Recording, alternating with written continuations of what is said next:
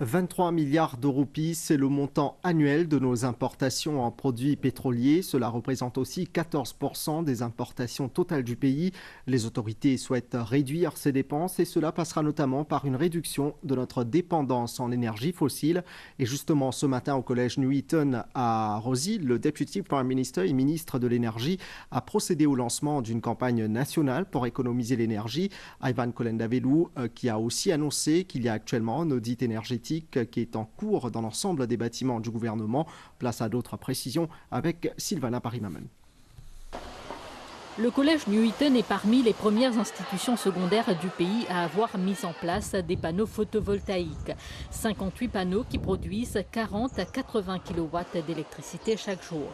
Depuis 2014, l'école, à travers la PTA, économise une grosse somme, 966 000 roupies, pour commencer un projet de photovoltaïque.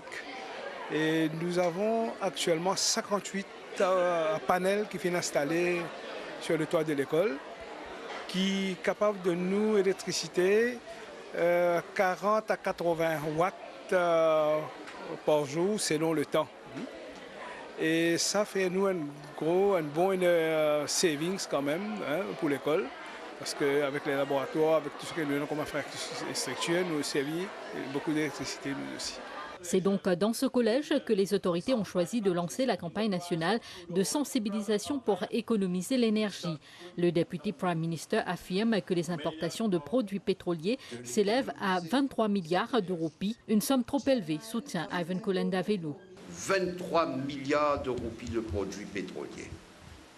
C'est beaucoup pour une petite économie. Ça coûte cher.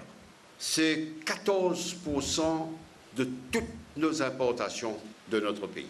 C'est beaucoup, beaucoup trop. Si nous continuons dans cette pente, comme certains voulaient que nous le fassions, nous allons directement à une situation de crise. 84% de notre énergie, nous la recevons d'énergie fossile, 55% de produits pétroliers et 29% du charbon.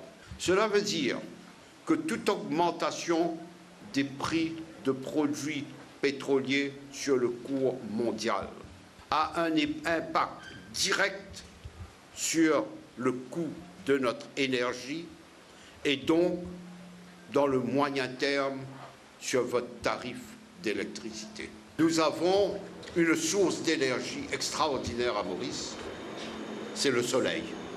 Depuis que j'ai pris la houlette de ce ministère, j'essaie de convaincre, et j'ai réussi à convaincre le CEB, de se lancer dans un vaste programme d'énergie solaire, de production d'énergie solaire. Le Deputy Prime Minister a aussi rappelé que les maisons de 10 000 familles considérées comme des social consumers seront dotées de panneaux solaires.